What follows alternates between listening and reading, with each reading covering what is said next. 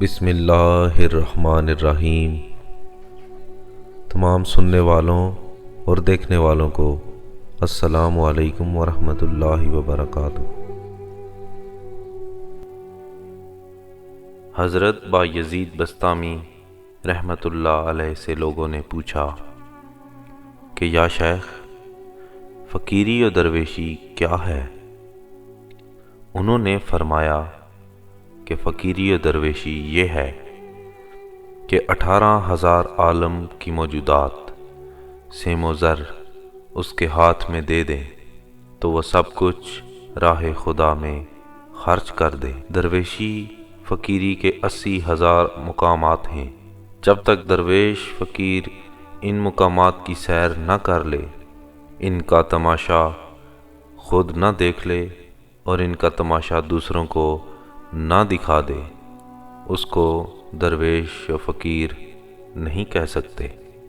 جب تک درویش جملہ مقامات سے واقف نہ ہو اور ہر مقام سے گزر نہ جائے، اس کو درویش فقیر نہیں کہہ سکتے، کیونکہ وہ اپنے اغراض کے لیے فقیر بنا بیٹھا ہے، نہ کہ خدا عز و جل کے لیے۔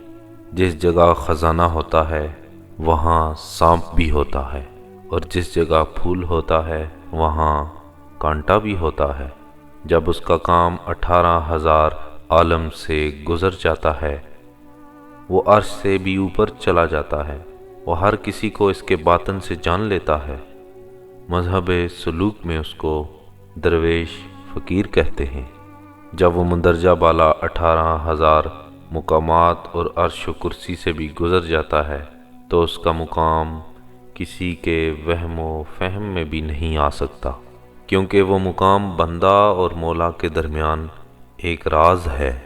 اس راز کا کشف سوائے خدا عز و جل جو علیم بذات الصدور ہے کسی کو حاصل نہیں ہو سکتا۔